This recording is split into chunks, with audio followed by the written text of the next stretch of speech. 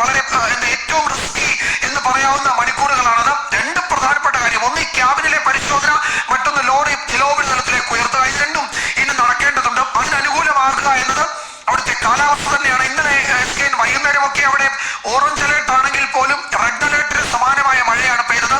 നമ്മൾ നോക്കി നിൽക്കുമ്പോഴായിരുന്നു ജലം ഇങ്ങനെ ഒഴുകി വരുന്നത്. തീരപ്രദേശങ്ങളിലുള്ളവർക്ക് ഇന്നലെ മുന്നറിയിപ്പും കൊടുത്തിരുന്നു. ഇന്നും ഓറഞ്ച് അലേർട്ട് തന്നെയാണുള്ളത്. പക്ഷെ ഉച്ചയ്ക്ക് ശേഷം മഴ കുറയുമെന്നാണ് കാലാവസ്ഥ റിപ്പോർട്ടുകൾ വ്യക്തമാക്കുന്നത്.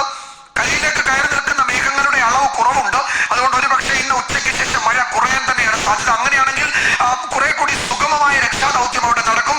നമ്മൾ മനസ്സിലാക്കുന്നത് ഉദ്യോഗസ്ഥരിൽ നിന്നൊക്കെ ലഭിക്കുന്ന വിവരം ഏതാണ്ട് 5 മീറ്റർ ആഴത്തിൽ ഈ ലോറി കുത്തനെ വീണു. അതുകൊണ്ടാണ് തലകീഴായി കിടക്കുന്നത് പോലെ എന്ന് അവർ നമ്മളെ അറിയിച്ചത്. 5 മീറ്റർ ആഴത്തിൽ ലോറി കുത്തനെ വീണിട്ടുണ്ട്.